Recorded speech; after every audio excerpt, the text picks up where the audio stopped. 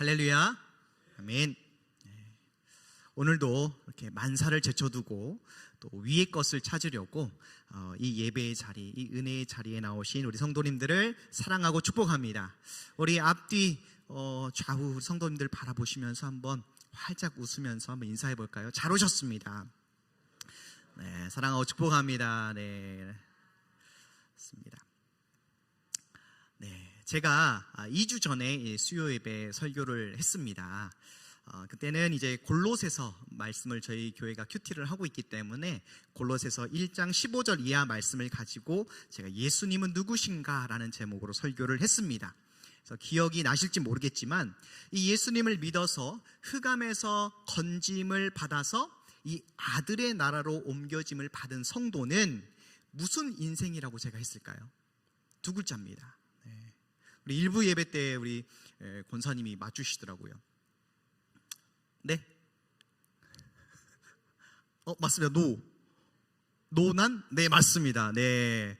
우리가 예수 그리스도를 믿음으로 흑암의 건짐을 받아서 하나님의 나라, 그 사랑의 아들의 나라, 천국으로 옮겨짐을 받은 성도는 노난 인생이다라고 제가 말씀을 드렸습니다.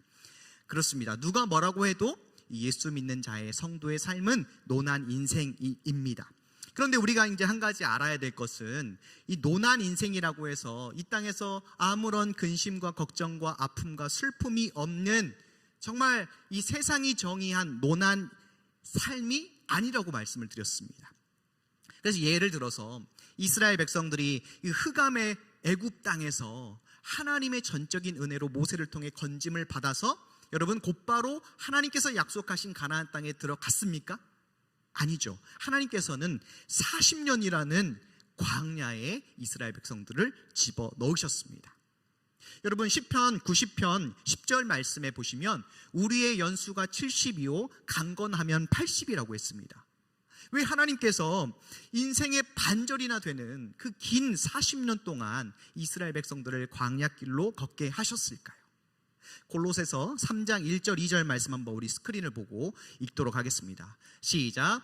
그러므로 너희가 그리스도와 함께 다시 살리심을 받았으면 위의 것을 찾으라.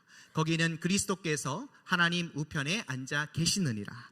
위의 것을 생각하고 땅의 것을 생각지 말라. 아멘.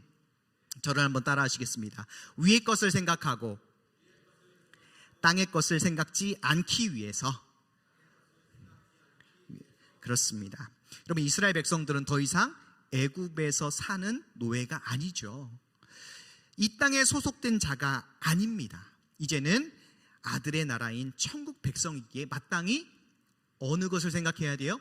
위의 것을 생각하고 찾는 삶이 되라고 하나님께서 이스라엘 백성을 친히 광야 가운데로 인도하셨습니다.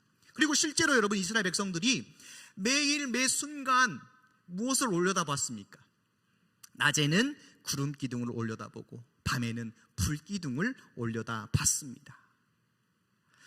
여러분 그 위의 것들을 바라보면서 이스라엘 백성들이 뭘 계속 생각했을까요? 그렇지.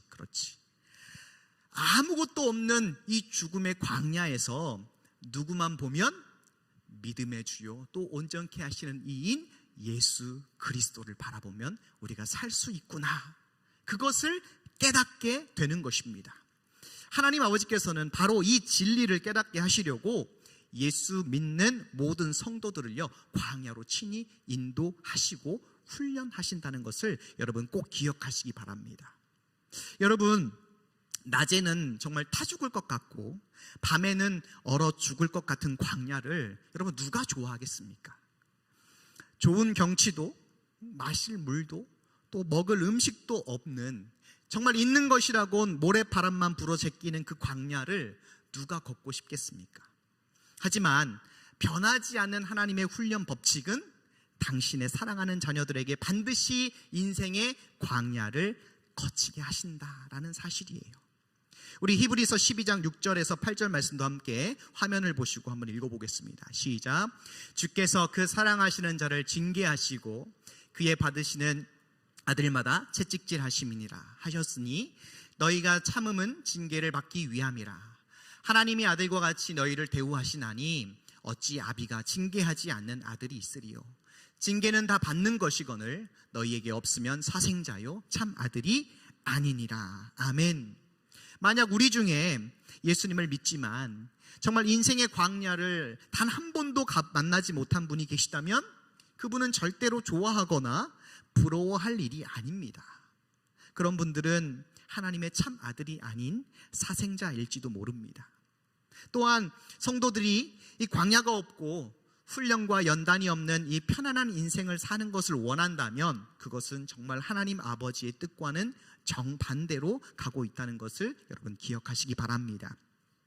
성경은 구원받은 성도들에게 크고 넓은 길과 문으로 가라고 말씀하지 않습니다. 그 길의 끝은 영원한 죽음이기 때문이죠. 도리어 어떤 길로 가라고 해요?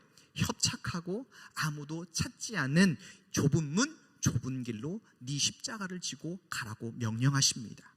좁은 문, 좁은 길이 바로 여러분 광야길인 줄로 믿습니다. 여호와께서 위로하신다라는 뜻의 이름을 가진 이 느헤미야에게도 하나님은요 어김없이 찾아오셔서 광야로 초대하십니다. 여러분, 느헤미야는 이방 제국에서 태어났어요. 이 바사, 페르시아 제국에서 태어났고 부모님의 신앙교육을 받고 자란 사람입니다. 참 감사하게도 그가 이방 땅에서 자랐지만 올바른 신앙을 가진 것을 우리가 느헤미야 1장을 보시면 알 수가 있어요. 여러분, 그가 유대 땅에 한 번도 가보지 못했지만 그의 형제 하나니를 통해서 예루살렘 성이 회파되고 성문이 불타고 그리고 동족들은 주변 족속들로 인해서 큰 환난을 당하고 있음을 듣게 됩니다. 여러분, 그때 이 느헤미야의 반응이 어땠습니까? 나 몰라라 했습니까? 아니죠. 앉아서 울고 수일 동안 슬퍼하며 하늘의 하나님 앞에서 금식하며 기도했습니다. 느헤미야의 기도를 보면요 자기 하고 싶은 말을 막 하는 게 아니에요. 언약의 말씀을 기억하고 그 말씀을 붙잡고 기도하는 모습이 나옵니다. 이러한 모습을 통해서 우리는 이 느헤미야의 신앙이 매우 건강하고 또 올바른 신앙이라고 생각할 수 있는 것이지요. 게다가 이 느헤미야는 이 당시 고대의 근동의 패권을 잡고 있던 페르시아 제국의 5대 왕이었던 아닥사스다의 술관원이었습니다. 술을 따라주고 관리해주는 관원. 이 술관원이라는 직책은요 굉장히 높은 고위 관직입니다. 그러고 보니까 느헤미야는 신앙도 건강하고 그리고 세상적으로도 정말 남부러울 것이 없는 사람임에 틀림이 없지요. 하지만 하나님께서는 이런 느헤미야의 심령에 예루살렘 성과 유다 동족들을 향한 하나님의 마음을 쏟아 부어 주셨습니다. 그리고는 화려하고 풍족하고 안락한 수상궁을 기꺼이 뒤로하며 척박하기 짝이 없는 유다 예루살렘 성이라는 좁은 길로 걷게 하십니다. 이는 느헤미야를 통해서 유다 민족뿐만 아니라 이 느헤미야 개인을 연단시키기 위한 하나님의 완벽한 훈련인 것이죠.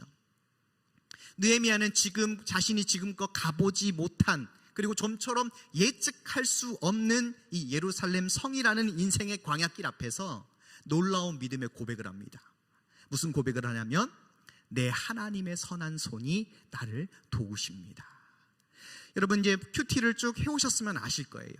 느헤미야 2장 8절과 18절 이 두 구절에 두 번에 걸쳐서 느헤미야가 내 하나님의 선한 손이 나를 도우신다, 내 하나님의 선한 손이 나를 도우신다라고 고백합니다. 사랑하는 성도 여러분, 저와 여러분을 참 아들로 낳아주셔서 믿음의 연단을 위해서 각자마다 인생의 여러 광야로 초대하실 때 지금은 안 됩니다 하나님, 나중에 갈게요. 이제 막 광야를 지났는데 또 광야를 가야 됩니까? 도대체 이 지긋지긋한 광야는 언제 끝나는 것인가요? 라고 할 것이 아니라 느헤미야처럼 내 하나님 아버지의 선한 손이 나를 도우십니다. 이 느헤미야의 고백이 저와 여러분의 고백이 되셨으면 너무나 좋겠습니다.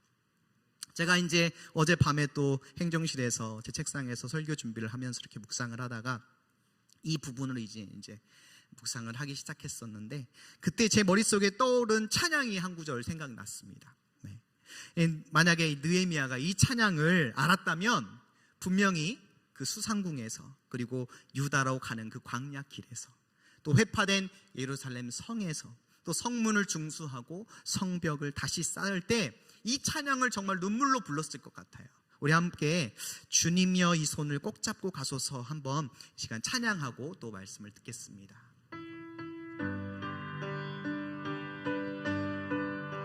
하나님의 선한 손을 나를 도우신다는 그 고백으로 하겠습니다. 주님여 이 손을 꼭 잡고 가소서.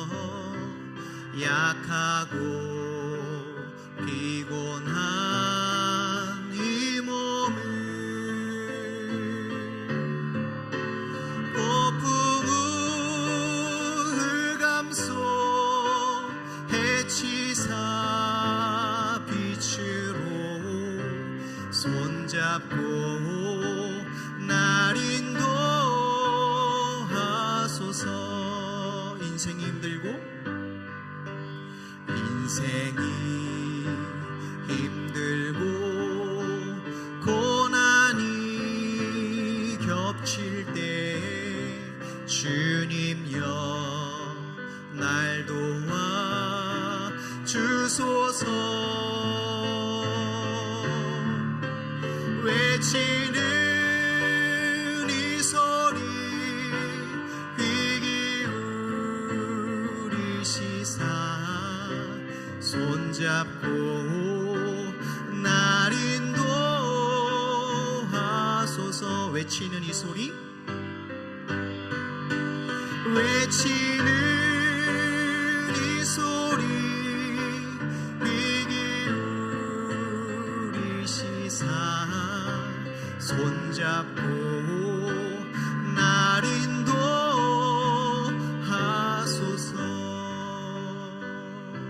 아멘.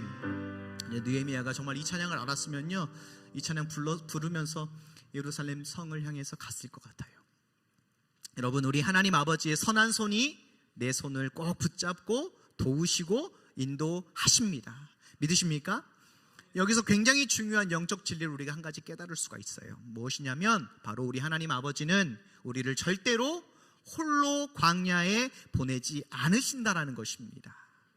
여러분, 구름 기둥과 불 기둥으로 또 말씀이 담겨있는 그 언약궤가요, 언제나 앞장서서 이스라엘 백성들을 인도했습니다. 40년 동안이요.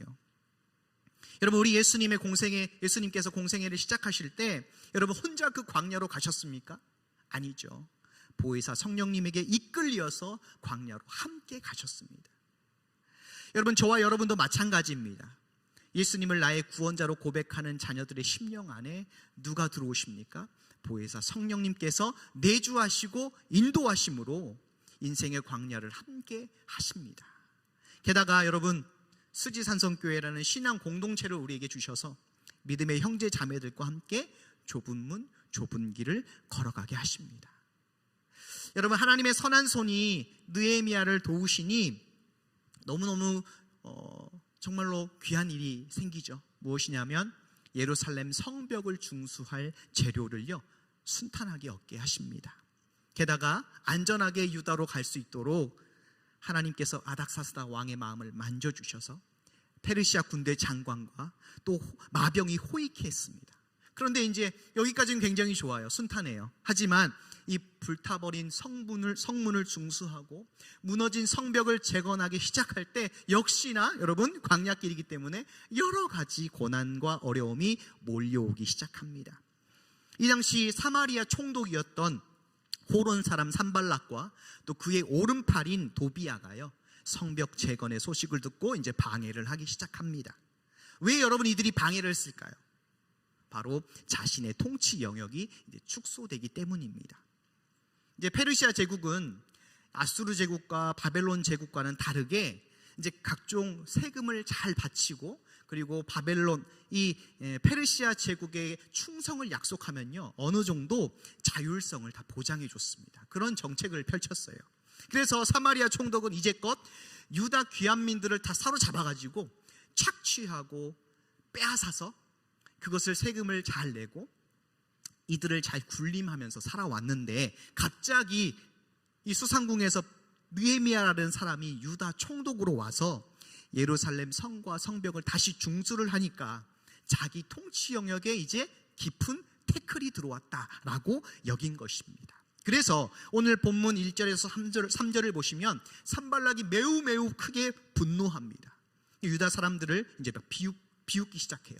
화를 내면서 막 비웃기 시작합니다. 뭐라고 비웃습니까? 2절을 보니까요, 이 미약한 유다 사람들의 하는 일이 무엇인가 라고 비웃습니다. 이렇게 성경에서 점잖하게 말하면 우리에게 타격이 잘 안 오죠. 제가 한번 이 원어를 살펴보니까요, 이 미약이라는 히브리어 원어를 나무에 사용하게 되면 수분과 영양분을 전혀 공급받지 못해서 말라 삐뚤어진 그런 나무 상태를 말합니다. 그러니까 이 산발락과 도비아의 눈에는요, 당시 유다 귀환민들의 상태가 말라 비틀어진 나뭇가지처럼 보인 것이죠. 한마디로 저런 찌질이들이 무슨 일을 하는지 알고나 지금 덤비는 거야 하면서 비웃고 있는 것입니다. 게다가 도비아는 또 거기다 거들어서요, 3절에 뭐라고 얘기하냐면 저들의 건축하는 성벽은 여우가 올라가도 곧 무너질 거야. 여우 떼가 아니라요, 여우 한 마리가 올라가도 무너질 거야 라면서 입을 털어제낍니다. 그럼에도 이 느헤미야와 유다 백성들이 이제 성벽을 연결을 다 했어요. 고는 절반 정도, 높이는 절반 정도 하고 성벽을 연결하니까요, 눈이 더 돌아버리는 거죠. 8절과 10절에 보니 내가 가진 군사를 이끌고 기습 공격을 감행해서 성벽 재건 공사를 막으려고 했습니다. 여러분, 이 성벽 중수라는 이 광야의 사건을 통해서 우리가 깨닫게 되는 것이 있어요. 오늘 두 가지만 말씀을 드리겠습니다. 첫째는 영적 전쟁의 연속이라는 것입니다. 무엇의 연속이요? 영적 전쟁의 연속. 여러분, 느헤미야가 수상궁을 떠나기 전에 성벽 재건에 대한 그 재료들을 공급받고 또 페르시아 군대의 호의를 받으면서 예루살렘에 왔지만 광야의 삶은 이제 결코 순탄치만은 않았습니다. 왜 그렇습니까? 산발락과 도비아가 버티고 있기 때문이죠. 이들은 예루살렘 성과 성벽을 중수하는 일을 방해하는 자들인데 곧 하나님의 구원 역사를 끝까지 방해하려는 누구를 상징하는 거예요? 마귀를 상징합니다. 마귀는 온갖 비방과 조롱과 심지어 기습 공격을 해서라도 하나님의 구원 역사를 어떻게든 방해합니다. 지금도 마찬가지죠. 그래서 여러분, 베드로전서 5장 8절에 너희 대적 마귀가 우는 사자같이 삼킬 자를 두루 찾는다라고 말씀합니다. 그렇습니다. 공중권세 잡은 마귀와 그의 종인 세상은요, 교회와 성도를 보면서 저 미약한 놈들이라고, 저 말라 비틀어진 놈들이라고 우리를 조롱하고 업신여깁니다. 때론 매우 적극적으로 복음 전파 사역을 방해하기도 합니다. 여러분, 순수 복음만을 전파하는 극동방송, 여러분 다 아실 겁니다. 극동방송이요, 2020년 7월에 포괄적 차별금지법 긴급진단이라는 프로그램을 방영을 했습니다. 그 후에 방통위로부터 공정성과 객관성을 위배했다는 이유로 법정 제재를 받게 됩니다. 그래서 이제 극동방송은 일반 방송국이 아니라 전문 기독교 방송이기 때문에 예외이지 않냐 해서 이제 이 방통위를 상대로 행정소송을 제기를 했어요. 그런데 작년과 올해 1심, 2심에서 다 패소했습니다.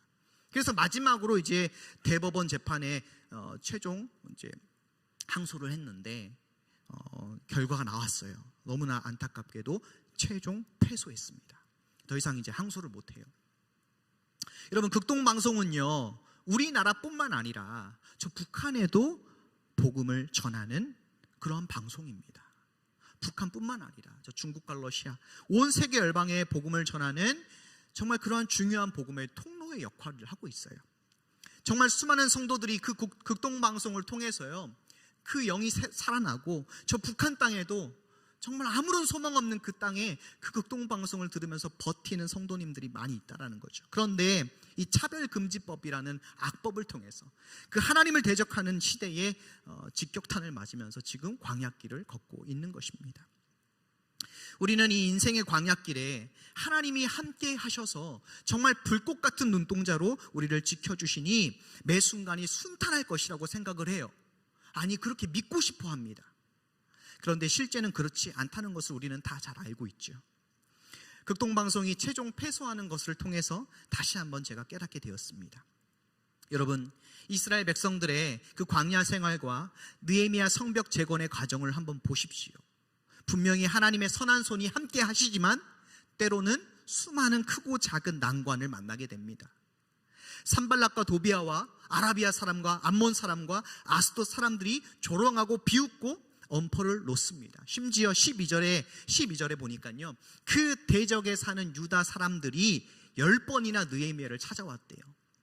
왜요? 그 성벽을 같이 중수하는 데 도움 주려고요? 아니요. 이 산발락과 도비아과 그 주변에 있는 사람들이 우리를 못 살게 구니까 성벽 중수할 게 아니라 너희들이 우리를 와서 지켜줘야 되지 않겠냐, 그렇게 요청을 합니다. 정말 생각지도 못했을 거예요, 느헤미야가.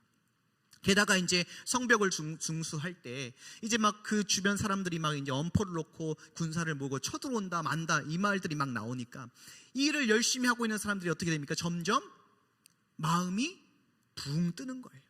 우리는 이제 못한다. 지금 우리 인구만으로 이 수로 성벽을 중수하기도 어렵고 이제는 그들이 공격해 왔을 때 우리가 어떻게 싸우냐, 우리 이제 포기하자라는 그런 말들이 막 나오기 시작합니다. 그리고 나중에 여러분 이제 며칠 후에 있으면 또 큐티를 할 건데 느헤미야 6장 말씀에 보니까요, 이 느헤미야를 제거하기 위해서 은밀하게 편지를 써서 꼬드겨요. 나오면 어떻게 하려고? 암살하려고. 그런 모습들이, 그 고난들이 너무너무 많습니다. 사랑하는 성도 여러분, 이거는 진리예요. 우리 인생길에서, 이 광야의 인생길에서 하나님의 선한 손이 우리를 도와주십니다. 사실이에요. 그래서 여러분 시편 23편에 다윗이 뭐라고 고백합니까? 여호와는 나의 목자시니 내가 부족함이 없다. 그의 지팡이와 막대기가 나를 안위하신다 라는 고백을 하죠. 우리는 이 고백을 믿습니다. 그리고 우리도 이 고백을 선포합니다. 하지만 동시에 항상 영적 전쟁은 연속적이다 라는 것을 우리가 인정하고 받아들여야 돼요. 그냥 그런 거 생각 않고 있다가 잘 되겠지, 하나님이 나와 함께 하시는 게 잘 되겠지, 아니요. 하나님은 그 수많은 어려움들 속에서 우리를 성장시켜 나가십니다. 여러분, 우리 교회가 왜 그토록 예배 때마다 우리가 손을 얹고 예수의 피, 예수의 이름으로 마귀와 귀신을 대적합니까? 영적 전쟁의 연속임을 인정하기 때문에 그런 것입니다.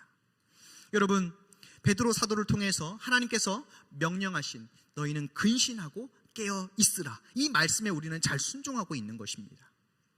그러니 이 광야 같은 인생길에서 하나님 언제 이 광야를 벗어나냐고 할 것이 아니라, 광야의 길을 이제는 피하고 싶다고 할 것이 아니라 우리가 근신하고 깨어 있어서 각자마다 주어진 이 광야길에서 하나님의 선한 손이 나를 도우신다는 그 느헤미야의 신앙 고백을 늘 선포하시는 저와 여러분이 되시길 소망합니다. 마지막으로 성벽 중수라는 이 광야의 사건에서 우리가 마지막 깨닫게 되는 것은 예배로 대응해야 된다는 것입니다. 뭐로 대응하라고요? 예배로 대응해야 됩니다. 여러분, 느헤미야와 그 유다 교한민들이 정말 그 대적들의 조롱과 회방에 여러분 어떻게 대응합니까? 우리 오늘 본문 말씀 느헤미야 4장 4절에서 5절 말씀 한번 읽겠습니다. 4절 5절 시작. 우리 하나님이여 들으시옵소서. 우리가 업신여김을 당하나이다. 원컨대 저희의 욕하는 것으로 자기의 머리에 돌리사 노략거리가 되어 이방에 사로잡히게 하시고 주의 앞에서 그 악을 덮어두지 마옵시며 그 죄를 도말하지 마옵소서. 저희가 건축하는 자 앞에서 주의 노를 격동하였음이니이다 하고. 아멘. 또 여러분 9절에 보니까요, 우리가 우리 하나님께 기도했다고 합니다. 느헤미야는요, 이 대적들의 조롱과 회방에 감정적으로 대응하지 않았습니다. 그보다 자기 감정을 먼저 억제하고 하나님께 기도를 드렸어요. 여러분, 저와 여러분이 세상에서 대적들에게 조롱과 회방을 받을 때 가장 좋은 대응 방법은 아버지를 부르며 기도하는 것입니다. 여러분, 원수 갚는 것은 나에게 있습니까? 아니죠. 원수 갚는 것은 하나님 아버지께 있습니다. 그래서 하나님 아버지께서 친히 원수를 갚아달라고 기도하는 것이 지혜로운 것입니다. 여러분, 기도한다는 것을 좀 넓게 보면요, 대적들의 조롱과 회방을 들을 때 우리가 예수의 이름을 붙들고 예배한다는 것과 같습니다. 그래서 제가 예배로 대응해라 라고 말씀을 드린 거예요. 광야길에서 믿음으로 살다가 우리의 원수들의 조롱과 해방에 마음이 무너져 내릴 때, 또 답답해 미칠 것 같더라도 하나님을 예배함으로 대응하는 것이 최고의 대응이고 지혜인 줄로 믿습니다. 예배 드릴 마음이 생기지 않죠. 그럴 때는 마음에 막 분노가 확 차오르고 막 다 때려 엎고 싶고, 그죠? 나가버리고 싶고.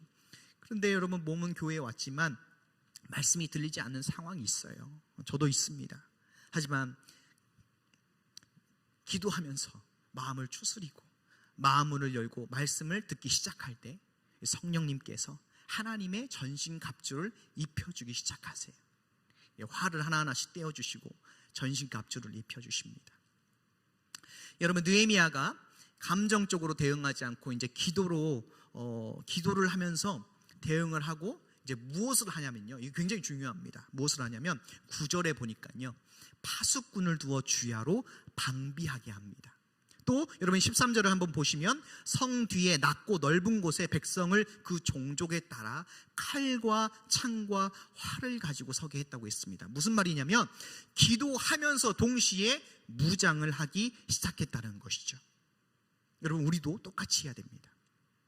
우리의 대적이 우리를 회방하고 조롱하고 공격할 때 우리는 기도로서 예배함으로 대응을 하지만 동시에 여러분, 예배한다는 것은 뭐예요? 하나님의 전신갑주를 취하는 거기 때문에 무장한다라는 거예요. 영적 무장.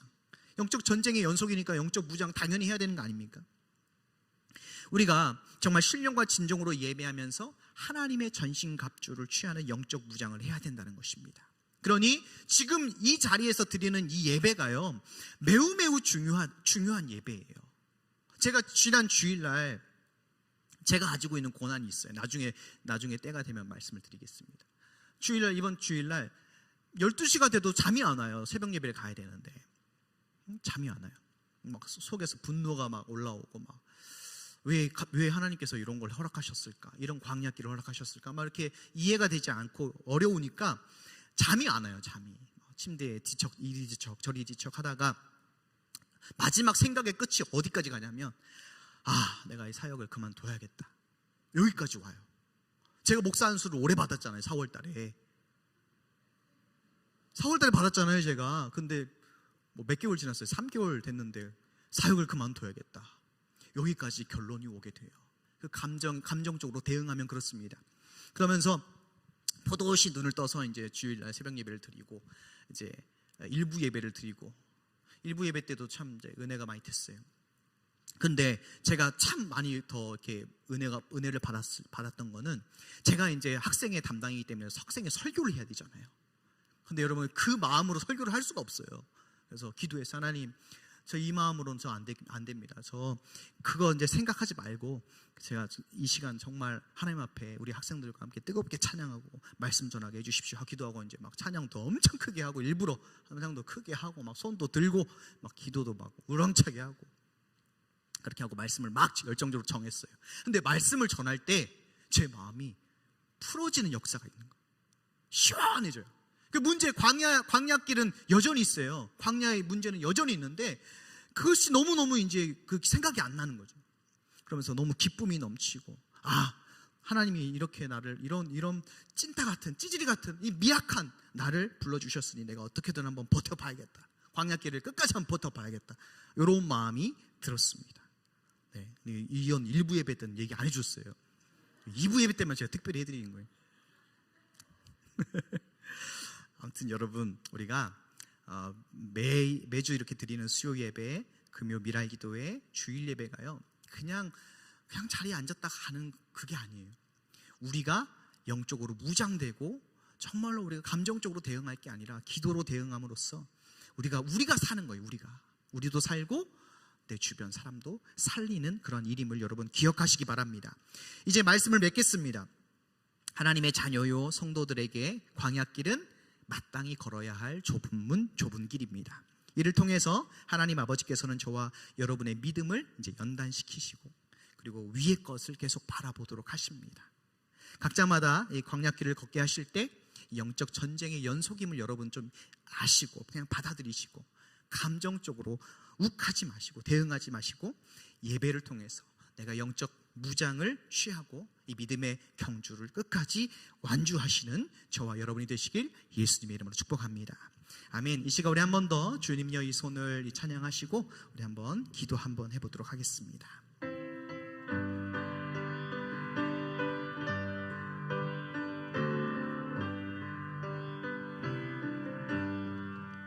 주님여 이 손을 꼭 잡고 가소서.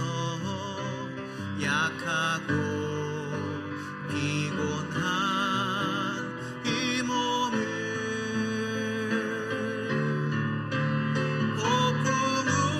폭풍을 감소 해치사 빛으로 손잡고 날 인도하소서. 주님여 이 손을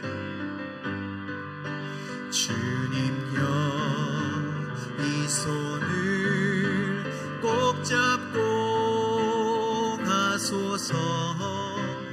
약하고 피곤한 이 몸을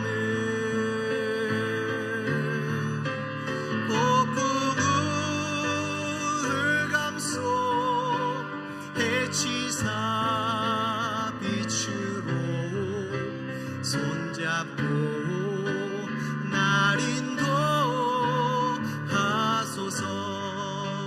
아멘. 인생이 어렵고 인생이 힘들고 고난이 겹칠 때 주님여 날 도와 주소서. 아멘. 외치는 이 소리 이기우리시사 손잡고 날 인도하소서. 외치는 이 소리 외치는 이 소리 이기우리시사 손잡고 날 인도하소서. 아멘. 다시 함께 우리 한번 간절히 기도할 때에 우리 한번 회개했으면 좋겠습니다. 마땅히 가야 할 광야를 계속 마다하고 마땅히 치러야 할 이 영적 정쟁을 계속 외면했던 우리의 완고한 고집들, 우리의 완악한 생각들, 하나님 내가 잘못했습니다. 제 생각은 100% 틀리고 하나님의 생각, 하나님의 말씀이 100% 맞습니다. 하나님의 훈련 법칙을 제가 외면했던 것을 회개합니다. 이제 우리 주님의 이름 한번 부르시고 뜨겁게 한번 우리 회개하도록 하겠습니다.